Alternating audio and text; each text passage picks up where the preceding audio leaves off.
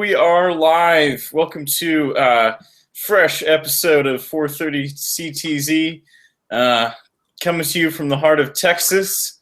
My name is Duncan, and this is Peter. What up? Peter, how are you today?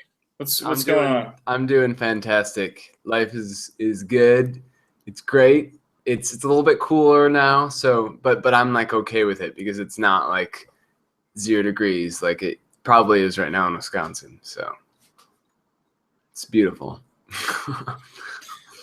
Cool. Well, so just kind of off camera, we were talking a little. You were telling me about a friend of yours that had grown a business from a Facebook page. That sounded kind of cool. Yeah. Basically, he was just like he done a lot of work with. He had this big, huge Facebook page, and he just had done a lot of work with like online marketing and kind of. I guess I would say he kind of gained like pretty incredible skills in like being able to like constantly put out like really awesome content, all the time. Because I mean, like if you're a media company, like you have to be just constantly producing things. It's crazy, and that's what he would do. And I was always like, I always wondering like how that worked and how that I could get that to happen. But anyways, I was telling you how I've been like kind of immersed in the media world. It's because I kind of started working with him and his team, and now we're working with David Wolf, which is like have you ever heard of him? That guy? No. Is he a local guy or? No, he's I'm actually not sure exactly. Actually, he's from Canada, I think, actually, but he's like a public figure for raw foods specifically, but he's really into anything that kind of extends from that. So anything that has to do with like the natural world, or just like he talks a lot about like how, like I was just watching a video of how he was talking about just like the benefits of like grounding your energy and like having your feet on the earth, and how static energy just like static electricity can have like a huge, it can be hugely detrimental to our health just because it really like messes up the flow of a lot of systems that we have in our body, and we don't really acknowledge that on a mainstream level, but like I personally believe it has a huge impact. But so just that kind of like how to use like the natural world and to your benefit. So it's just been interesting being in this world of media and just like seeing, I don't know, like there's different platforms where you're able to like filter the best of the best, like, or the most viral content, and so you're seeing all this like content all the time. And it's been interesting because like I've been like sorting through different articles, and you see like there are like it commonly happens where it's just like there's this article that like has no actual like it is totally like not right at all, totally fiction, totally false, but it's been blown up across the world. You see, when you start to see that in front of you, like you're like, oh shit, like I just realized this on my own that this is false, and it's being spread to like the world. You realize how like media is such a double-edged sword just from that alone. I can't imagine what it'd be like if like someone's like purposely distributing false material. But anyways, it's been interesting to see that to be in that world. But well, that's cool. So you're you're in the media, engulfed in the endless current of news and whatnot. Yeah, it's definitely, it's an interesting world. But I feel like I'm definitely a person that kind of likes to monitor, how much and what I do take in, if I do take in media. Definitely. Just because you can definitely get media saturated, and especially if you're dealing with like the mainstream news. But even just like browsing the internet, you can kind of like get in these cycles of, oh my God, the world's going to hell in a handbasket, and right. No, it's so true. Whatever it is. I just like what I really like about this page is that it's all like it's all about positivity. Like it's like he doesn't like sharing stuff that's like negative or crappy. Yeah. So like you're looking for the good stuff, not, and like if it was like I can't even imagine like working for like a false flag type of, or like sensationalist. yeah, like that type of a company. That would just be like insane. Like you would probably like think the world is collapsing on you like every second of the day. But I mean, I think there's some truth to that, because it kind of like I think it is important to monitor that, because if you're constantly seeing negative stuff, you're going to live in a negative reality. right. And if you're focusing on the positivity, then I think it's kind of like a feedback cycle that gets going. I agree. It's very subtle. That's what I've noticed. It's just I think it's just like toxicities. A toxicity in like the water doesn't affect you after, it doesn't affect you for like might be a couple of years before you actually start, experiencing it like firsthand. But I think like thoughts kind of have that similar impact. Like once you start kind of like creating this density of your thought, where you're consistently putting this like crap in your brain, eventually it's like you just accept it as like the truth. You just do. And it can be the same with like something that is great or good or positive. You just eventually accept it as true. And it's really just like a choice of accepting what is true. I think like as humans, we have these selective kind of filtering biases that if I just think red cars, and I like red cars just are the dominant thought in my mind, then of course as I'm going to work and driving down the highway, like I'm gonna pick out red cars, Right. and it'll seem like there's an anomaly of red cars. And I feel like, and so that's kind of like where some new agey people, kind of like The Secret, would say, oh well, I'm attracting those cars into my reality. Right. I guess sort of. I don't like that word. Like it's kind of kind of there. I just wasn't really paying attention to it. Right. Exactly. It's like when if you redefine what your reality is, if you say my reality is how I perceive it, then then I guess you can say that like I'm attracting these things because I'm more attracted towards the things that I'm focusing on. So I'm more attracted at looking at this thing, this good thing, than rather than this shitty thing over here. What was I going to say with that? I think that for me, I've realized that the world, my reality, there are way more options than maybe I think there are. It's so much more gray than I think it is. Sometimes I think it's black and white, but it's way more gray than that. And so that gray area, which I think is like that, like you could even take it to like you could take it like me being me, I would take it to the woo woo or the quantum. Like there's like it's like that. The gray area is like that, like the 0 point reality where any possibility exists.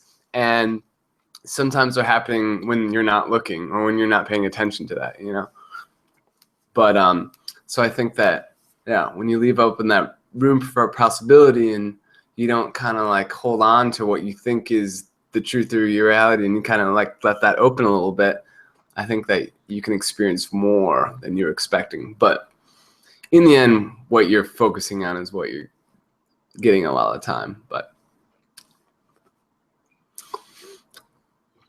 I think we can't neglect the fact that our brains are kind of like computers in a sense that we have certain, like we've got the innate hardware of the brain, and then there's like different software programs that are loaded onto that through culture, and those are, some are more innate and some are more learned.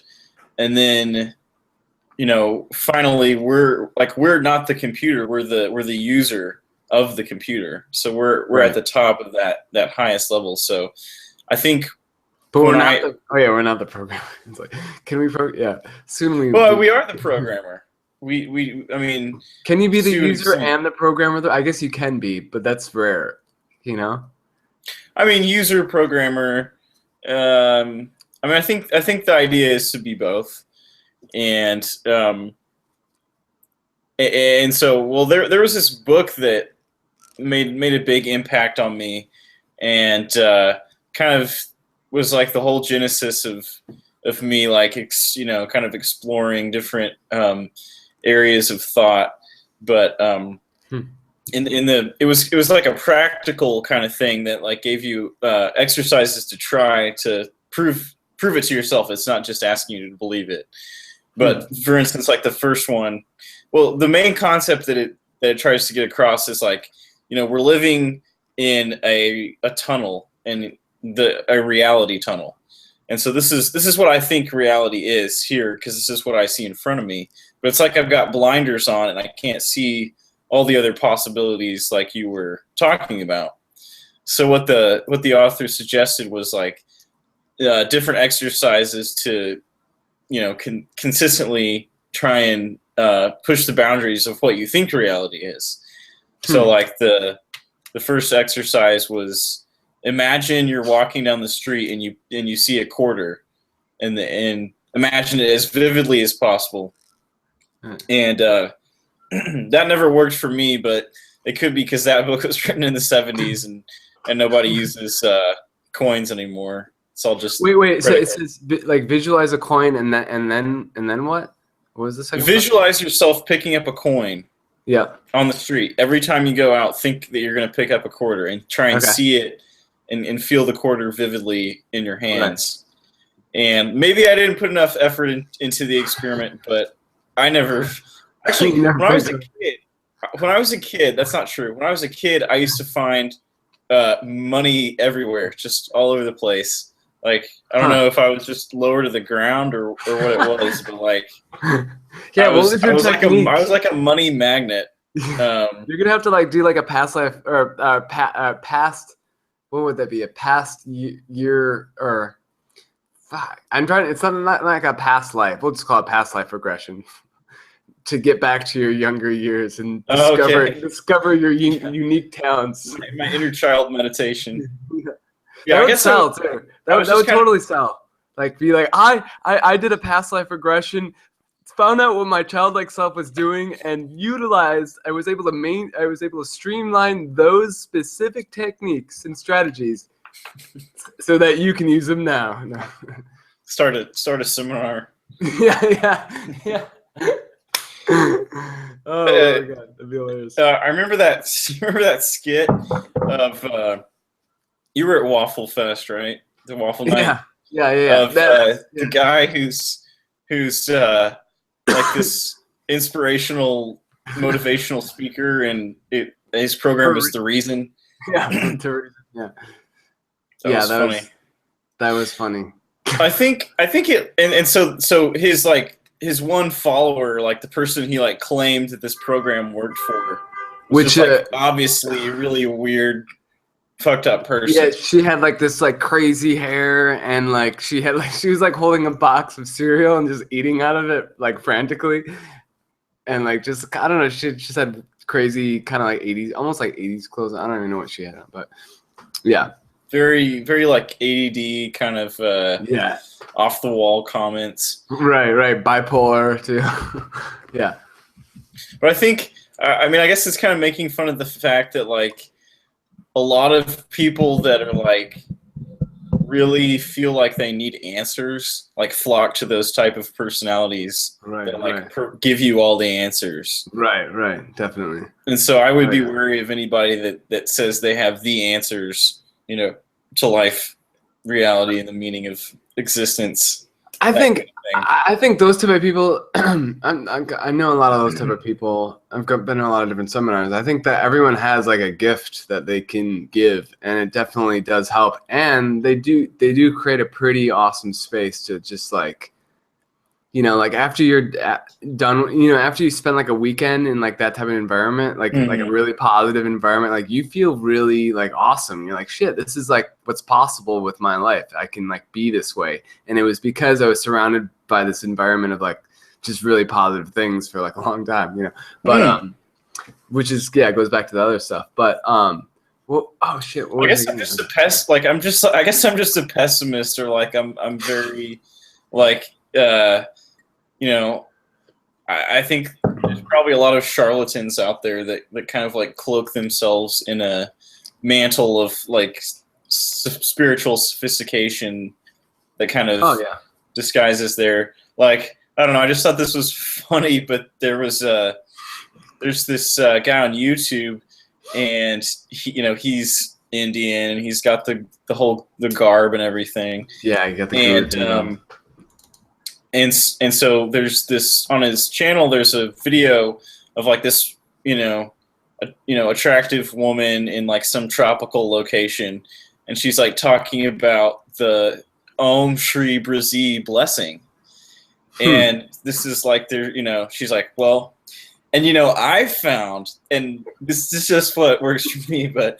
I write this mantra, If you write this mantra, then good things will happen in your life. And so she's like, so write the Om Shri Brazil mantra. And I was like, okay, well, I could maybe kind of buy this. And then she just took it a step further, and she's like, well, and all of us, we live so busy lives now. Wouldn't it be nice if somebody else could write the mantra for you? Oh my god! For only $9.99. And so no, seriously, she's like, so we've created this service. Wow. For people in India who otherwise wouldn't have jobs to write the mantra for you, and so you get the blessing. Well, you don't have to do any of the work, and you have the satisfaction of providing a job for somebody that normally wouldn't have one. And that's funny. Wow. I don't know. I'm a skeptic, but what you were describing sounds interesting, and I might look into something like that. I'm sure there's some kind of effect, the seminar effect or something. Right, like whatever they call it. Because I think there are definitely people that are like, that have done work on themselves to where they're more tuned in to, it could be like a pure heart, or, some kind of, they spend a lot of time like meditating and bringing down that light energy that we all crave so much. And when you're around those people, you can definitely tell, or when you're in a place that has that, you can definitely tell. Like have you been to the Austin Zen Center? No, I've not. I've not actually. It's maybe it's actually right by my house or my apartment, and I checked that out for a while. They offer it's a place that you can go and meditate, and they have a daily lunchtime meditation as well as like services and on the evening and in the weekend, and it's just a nice old house and grounds for walking meditation. And I don't know, I found that like group meditation can be, it's definitely a more intense experience, or it can be a more intense experience than just meditating on your own. I'm sure there's benefits to both, but the place is definitely like infused with a calm Zen energy, which I think is really cool. I think it's a lot. I think a lot of it has to do with like when there's a bunch of people. Okay, so if you're one person that's like walking into a room with a specific intention, like if you walk into a room, you're like, I'm gonna get some work done. That's like there's an energy to that. But when you have like 10 people walk into a room and they're like, I'm gonna get work done, there's that like really strong intent to like do something, And I think it's the same thing with like meditation. Like a bunch of people walk in the room saying, I'm gonna calm my mind, just becomes a lot easier. I actually went to this weekend this thing called Ecstatic Dance. Have you ever heard of this? I've heard of it. I've never been. Okay, well, if you're feeling like dancing, like you need to try it because this is like, okay, this is a really good example of what we're talking about because, okay, so basically it's like a 2.5 hour dance session. Starts off as a meditation, and in the middle it's like a you know you're at like a dance party, like at a club, and then at the end they end with a meditation as well, and it's really cool because you're not allowed to talk to anyone. Like it's like you give permission to people if you want to like dance with them or whatever, but you can do your own thing. But like it's just really focused on just like being just naturally expressing yourself through dance. And so I've never in my life ever like just kind of like let my body move however it wants to move for like 2.5 hours around like a ton of people. And it was cool because it was like this environment where you just felt really open and really like willing to like just like let your spirit kind of like move itself and to the music. But I just noticed how that's like so rare and really not a part of our culture. And like I was like, this is something I've needed in my like cultural diet. Call it a cultural diet. Yeah, it's pretty amazing. But cool. I know I've definitely heard some good things about that from some of my friends. So yeah, we'll let you tune that into your reality. Yeah, we'll have to bring you next week. I went with the Natasha. Okay. Yeah. Let me know if you guys are doing that thing. Hey, by the way, so before we change topics with this, unless you wanted to say something else regards to that, I don't want to cut you off, but I have something similar. Go for it. Let's hear. Okay, so there is this this psychic or this clairvoyant. Her name is Baba Vanga. She was born in Bulgaria and she died in 1996. But apparently, she has made a ton of predictions about the future, and she's been doing it ever since she was. I think ever since like she died at 85 in 1996. So basically, like since the early 1900s, she's been making predictions, and according to this source, over 85% of her predictions have come true. She's actually predicted a couple random like disasters she predicted the 2004 tsunami. She predicted that the ice caps would begin to melt, and that was in the 1950s. She predicted that September 11th attacks on the Twin Towers. She also predicted the sinking of a Russian nuclear submarine, and also she predicted that Barack Obama would be elected president. But so got all these predictions, and apparently she's done predictions all the way up to 3797 AD. So like wait. Is she still around? No, she's dead. She's dead now. She died in 1996. She died in 96. And so how did she even know Barack Obama was that was person? Right. She doesn't know, but she made that prediction. She says it in like poets.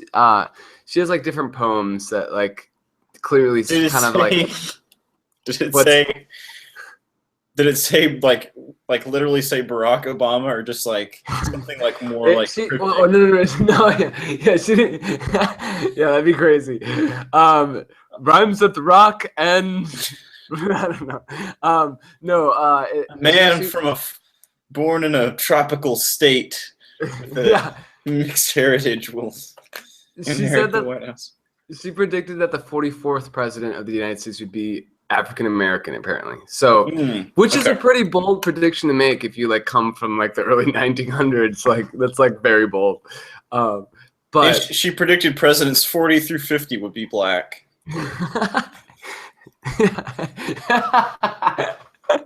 Those are the true ones, yeah. About there. So apparently, she also predicted that there would be this like Muslim uprising. She said there would be an emergence of a radical Muslim group in Syria in 2013, which would wage chemical warfare in Europe. And so a lot of people think they're talking about ISIS. And so this is her predictions for 2016. Let's get ready for this, because it's like freaking ridiculous, kind of.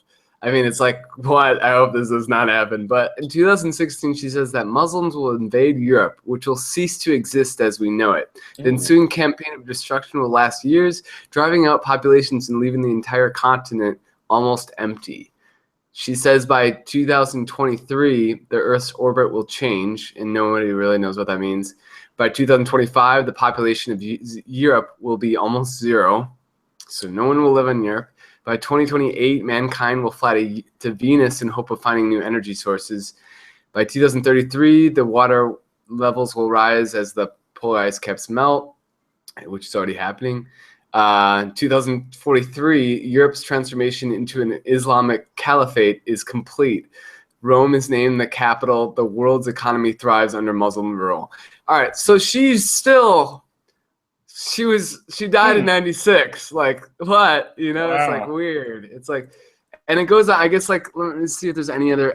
Communism will return to Europe and the rest of the world in 2076. She says that, what's another weird one? Oh, okay, so let's go down to like 3010. A comet will hit the moon. The Earth will be surrounded by a ring of rock and ash. Oh, actually, wait. Oh, no. Wait, I can't forget this one. 2130, you can't miss one. With the help of aliens, civilizations will live underwater. Okay. And then the last prediction is 3797. By this time, everything on Earth will die. However, human civilization will be advanced enough to move it to a new star system. So there is hope. We'll be into new star systems. But if that 2016 things come, if that comes true, like, man, like, I think by that point we're already like, man, whatever. I don't know, man. I kind of had all my eggs in the Mayan prophecy basket, and then when that didn't happen, I just kind of got burned out on prophecy. That's right. The prophecy thing. Well, I don't know. I think about prophecy, and every clairvoyant or prophesizer would say is that it's never set in stone. It's the energy that they perceive in the moment that can definitely change whenever. So I don't know. That's what she was seeing then. Maybe we've changed enough now for there to be a different course. That'd be cool if that was the case. I'd be cool with that. I don't know about you, but I'd be cool with that. So let's hopefully avoid the more catastrophic predictions, but I think anytime you get in the business of predicting, it's a tough business to be in. It's a tough business. Yeah, it really is. Yeah, it's. I haven't done it personally, but it looks that's why you got to stick with nice, vague predictions. Yeah, or be blind like she was. She was blind. So you can't. So it's like that. I feel like that just adds a whole nother level of like believability. Like, oh, you're blind. You're like inside all day. Like, you're inside yourself all day. Like, I don't know.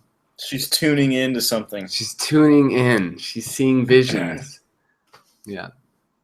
So that was my extension of the world as we know it. Okay. Do you have anything interesting? Well, there's a couple. So my background is like psychology, neuroscience, and I really enjoyed the computer programming class that I did take in college, and just have kind of kept that as a hobby. But I recently just enrolled in a machine learning online course. Oh, sweet. That I think is that I'm like excited about, and so for those of you that don't know what machine learning is, it is kind of like it's kind of like a tool bag of different tricks that us data scientists throw at data to try and make predictions, like you're saying, not necessarily about the distant future, but about immediate circumstances. So, so in the 60s, and I guess before that to an extent, scientists were inspired by the brain to create like model networks of neural firing. And so obviously we don't understand everything about the brain, but like we have some principles. So it's like kind of a cool niche for me, because it's like, as we learn more about the brain, that's like inspiring the way that we program computers. And then as we get better at computers and have more data, we can learn more about the brain. So it's like kind of a cool emerging area that's like really heating up now with all the major companies doing machine learning. So you've got like, I mean, it's basically everywhere. So right. Oh yeah. I mean, you can think of like Pandora. So in that case, you know, you listen to music, and then you know, you identify tracks that, you know, are to your liking, and then it you know, finds similar tracks that you might like, and then the more, so the whole idea is that the more information that the system gets, the better it's going to be at predicting predicting outcomes. So Right. like on the simple end, you've got like basically just like statistics is in the business of making predictions. So for our first example, last week we were trying to predict the value of houses that are not on the market, but you were trying to predict what they would be if they were on the market. And so that was cool. We, you know, we've got, I mean, the process is just like data, algorithm, prediction, and then you refine. And so then later on, I think we're going to be getting into the more like neural net kind of stuff. Oh wow. That's really odd. What is this through? What yeah. This is through, so there's a website called Coursera. Oh yeah, I've heard of that. Has some free stuff, some paid stuff. And I think the very first course they actually had on there was machine learning. The guy who started it was a machine learning scientist, data scientist. And so, I mean, you know, it's everywhere. Like, think about Amazon, how they became so prominent in the marketplace was that, you know, they could show you similar products that you would be likely to purchase, and that really fueled their growth. Right. That's like basically Google's search engine is right. Like, you've got Google is all about that. You know, Facebook is you know, they've got their facial recognition technology that's going to be powered by similar stuff. So all the big names have are starting to pour dollars into this area. So so I'm, you know, and I'm enjoying what I've learned so far. Where was I going to say? Would you I guess like is there a part of you that would, it's like obviously you enjoy this and you're learning it. Is this something that you would want to, or you would consider like making your actual job? You know, if you could, like, you know, I mean, like I think something you could switch and do. I think definitely it's got career potential. I mean, what I'm doing right now is cool. It's in marketing, and I don't really have a background in marketing. I'm more from a science background, and I think, well, I mean, I think what's cool about data scientists is like data. You know, it's just data. You know, there's not. It could be insurance companies. It could be real estate. You know, it could be software, and so it really allows you to pick up on any project and have something to contribute to that. Cool.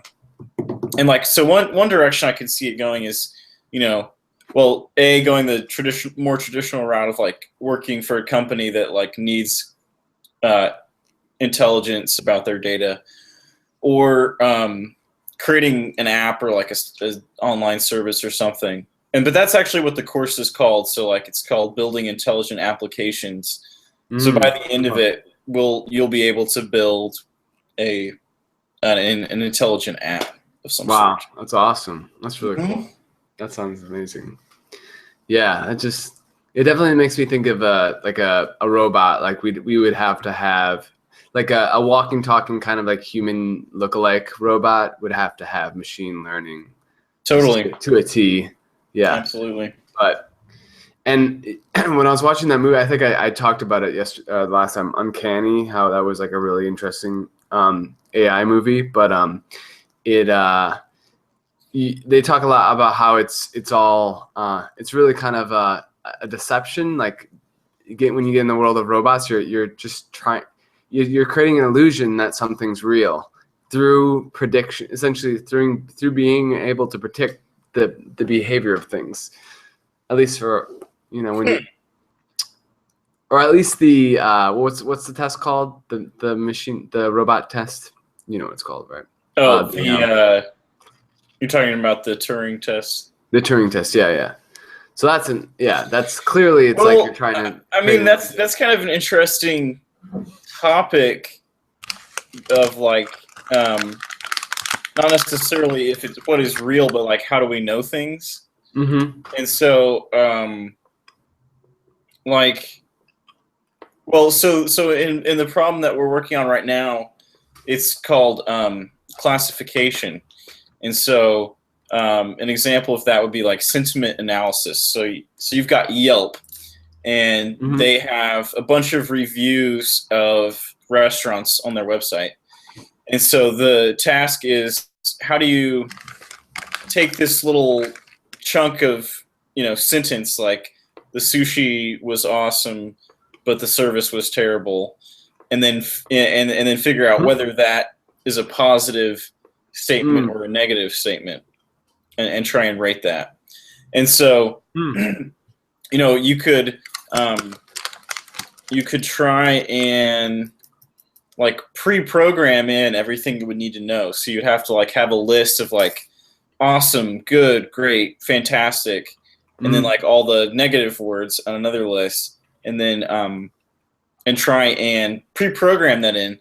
But the cool thing about machine learning is you don't really need to do that. You just it kind of learns as it goes, the more data that you give it. That's really awesome. But it is in a sense creating an illusion. But I also wonder, like, how different are we from that? Right. Yeah, because it brings a whole different.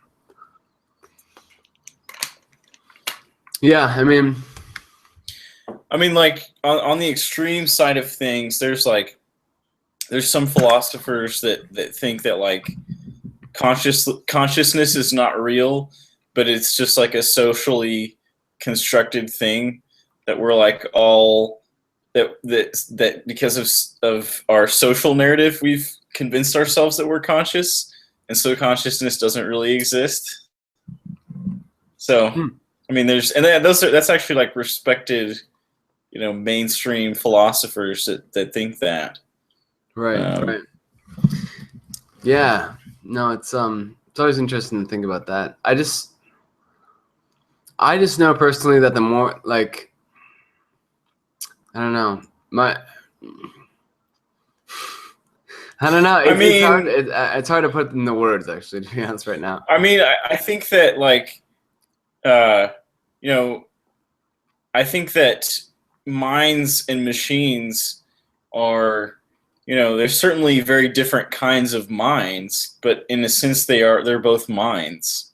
Like they have the same sort of operations, but they're in very different domains. Like our minds are specialized for like getting around in 3D space and social and emotional relationships and all that. Mhm. And computers are specialized for, very specific logical things. So they exist in completely separate worlds, Right. but I they're think both. I think though when you think of like the first like kind of system that was installed on your body, is like your spinal cord, your brainstem, your heart, the other organs in your body. Those are very logical, have a lot of very logical, strict logical processes to them. They don't deviate too much from that, because they'll die if that's the case. So I almost feel like we've created like the organs of the robot, and now it's time to create that like so that's kind of like the inner reality, and like the outer reality is like them interacting with us, and just being able to express themselves using this information that is not necessarily specifically for a logical purpose. Or maybe it is, I don't know, because like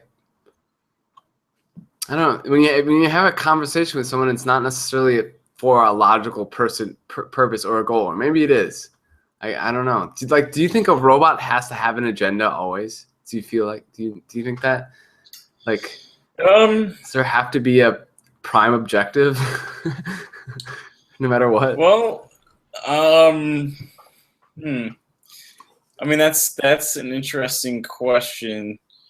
I mean, I feel like if it didn't have an objective, then I mean, like even us, like we have objectives, Right. and there's you've got your physiological needs kind of at the bottom of the pyramid, and you've got like food, clothing, shelter, sex, and then you've got your emotional needs of like friends and family and all, and like and all that, and then you've got like creativity and like self-expression kind of at the top of that. What's our like prime objective? Well, it depends on who you ask. Or like, well, I mean, the way so I'm talking about the Maslow's pyramid, Right. and so like if if you're starving and you don't have food, then your entire reality is going to be about food. Like, you're not going to Mozart's Fifth Symphony isn't going to mean shit to you if you haven't eaten in a week. Yeah. But once you get those base needs satisfied, you move up to the next level of the pyramid. And so then it's all, then it's like, oh, well, I have food, but I have no friends and no lover. So then you're like, oh, well, it's all about that. And then you get that satisfied, and then you're like, okay, well, I have these people and my needs are met, and so now it's more about like my creativity. And so maybe you experience like a melancholy, or like some type of depression, depression or wanderlust, or like feeling like an urge for more. And so I think like what he would say is like self-actualization. So like your truest self, like in the fullest blossoming or expression that it could be. So, and then like Jung had an idea of like the highest goal of evolution is like the individuation of the self. And so that for him, that meant like he saw everything in terms of opposites. And so we grow by reconciling the opposites. And so for instance, like the conscious and the unconscious. So like who we think we are, and then everything that we can't see about us that's driving us. Okay. And so like there's dreams and different reveries and moments of insight work to bring you more into alignment and harmony and expression. So gotcha. Yeah, I definitely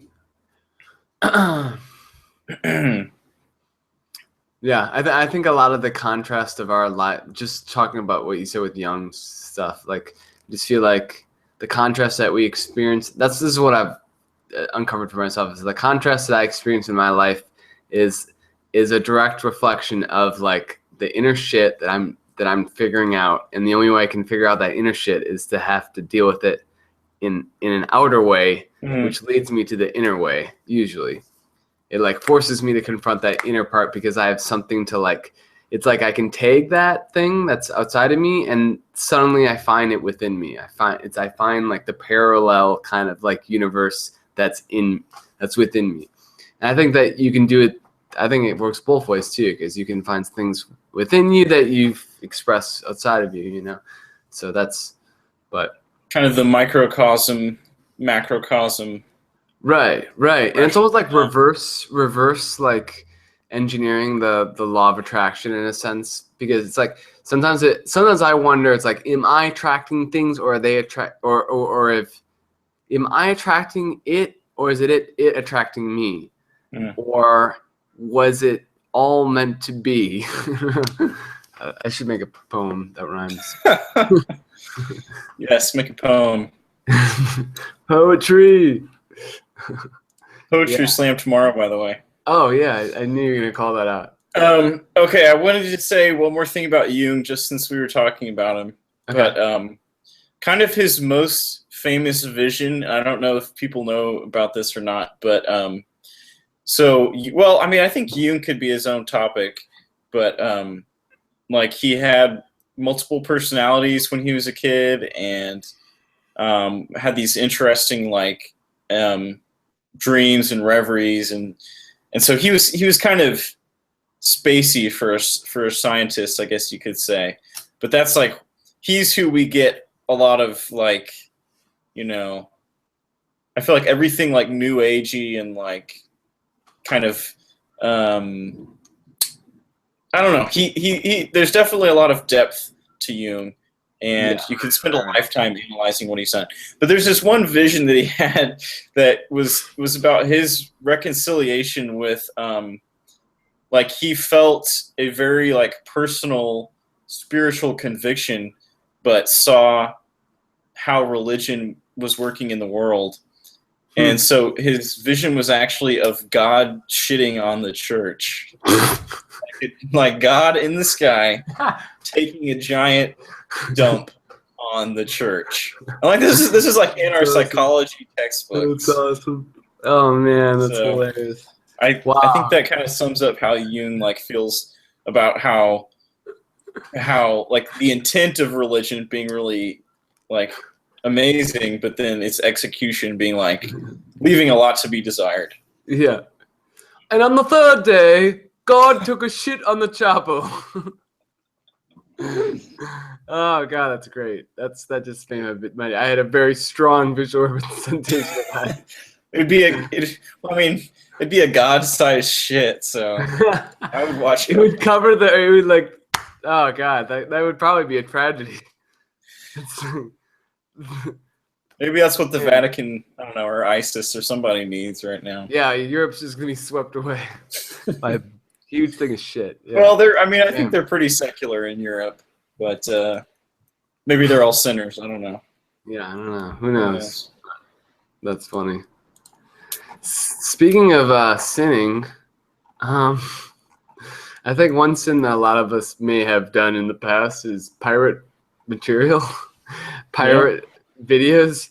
I never did that ever, but if I did, well, then I would be surprised that apparently now, so some websites like BitTorrent. I think it was just last year. I think that's what it says. I think it said. Oh, is it? Okay, in 2008. Yeah. Okay. Well, not quite last year, but in 2008, BitTorrent occupied 31% of the total internet traffic consistently. Ooh. Yeah. Now, 2015, we have Netflix dominates 34%. Then comes YouTube at 66%, and then random things. BitTorrent is now down to 4%. So wait, BitTorrent's 34 and YouTube is How much? No. Right now Netflix is 34, YouTube Oh. 16. 16. Uh, Okay. Just like the regular World Wide Web is 6%, and then BitTorrent's at 4% now. So Yeah. they've lost significant.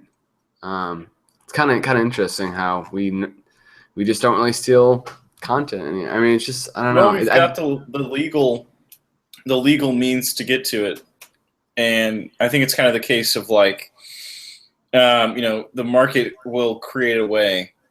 Right. So like before Netflix, there was no way to easily get streaming video content of movies.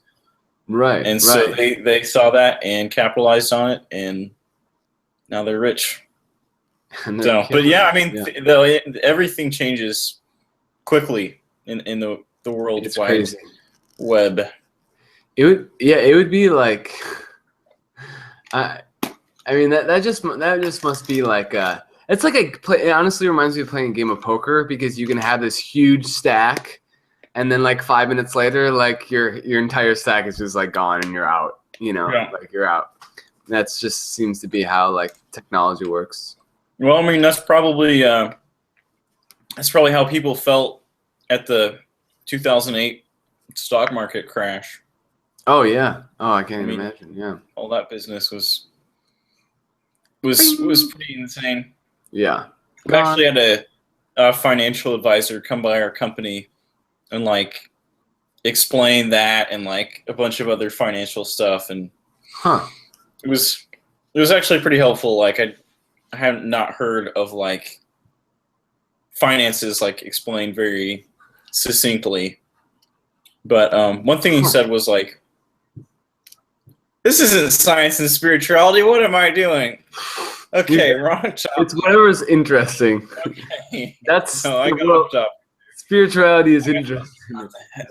No, this is okay. Honestly, it's fine. I want to hear it. So, what he was saying. Well, one thing that he was saying is like people, you hear about how like, taking out a 30-year loan on your mortgage as opposed to like 15. How like people. Well, obviously, if you take out a 30-year loan, you're going to get pay a lot more in interest over the years than you would if you kind of pay it off quickly. Mm-hmm. And so people will pay off their houses quickly, like thinking, yeah, I'm doing the right thing. And then they kind of get to retirement, and it's like, okay, well, you paid off your house, but now all of your equity is in your house. And you can't really do anything with that money. And so like, people will get, and you're also not making interest on that money. You're not making even just nominal interest on it. So his kind of advice was if you can manage your debt is not necessarily a bad thing if your debt rate is below like 7 or 8, if the interest rate is below like 7 or 8%. Right. But, and then he just kind of like explained the financial crisis of like, and I don't know, I guess like I knew it was bad, but like I hadn't really thought about that in a while, like just how insane that was. Like our global financial system was like on the brink of meltdown, like in 2008, and wow. So many people lost so much money. And the takeaway from that was, I mean, I guess what happened was, people had their investments in the market, and then they pulled their investments out when everything crashed. And that's like the wrong move, because that's how you lose everything. If you keep it, if they had just kept their investments in the market, eventually the market would recover after like 2 or 3 years, which is what we did see happen.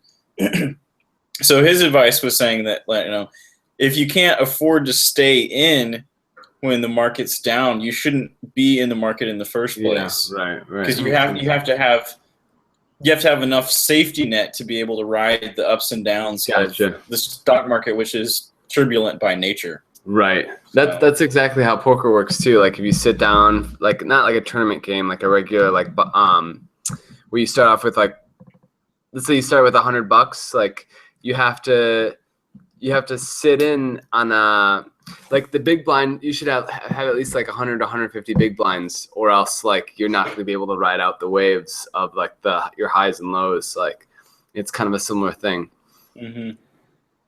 Because you will go on a slow streak. You will. And it's the stock, like poker, the stock market is a very emotional thing. So like people are driven by emotions. Right. So like when the first crash happened, there was like, you know, it was like a week when like you're like, we're never going to see the bottom of this. Like it's just going to keep tanking. And so then that's when like everybody pulls their money out and like there's runs on the bank and like stuff.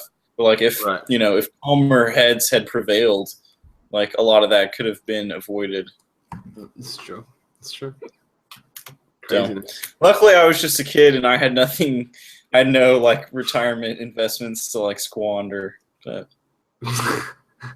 it's perfect. And before that, you were just finding money on your own. That's right. That's right. This could be a potential money making seminar. Like, I know, right? Never have to work a day again in your life. Just reverse your life, and you'll find true abundance. Okay, so get this. There actually is like a dude in New York City that, like he makes his living by like finding gold, literally like finding gold in the streets of New York. Huh. And like, so I think like, I don't remember exactly like why there's gold in the streets, but like, I think it could be like people like walking out of like jewelry stores, like drop their jewelry sometimes, or like there's like tiny like he's basically like, you know, one of those guys that like is like go out west and find gold, but he's just like kind of panning around like the mud and shit in like New York City gutters, but there's like gold there, and like he can, I guess, scrape together like, you know, a decent living if he like finds a diamond or some other stuff. It's crazy, man. You gotta interesting. You gotta think how no one else is thinking. That's how that's it. It's succeed. Like, yeah, there may not be that much gold up there, but if there's only one person looking for it, then it's a lot of gold. Exactly. It's a win. It's a freaking win. That's awesome, though. Cool. Well, hey, man, sweet, I've got some laundry that's needs to be folded. So that is a good excuse. I'm down for that. Yeah, no, I've got to get going as well because I have some dishes to attend to. Chores. Awesome. All right, Pete. Well, it's been great talking to you. So I guess I'll see you next time. Sounds good.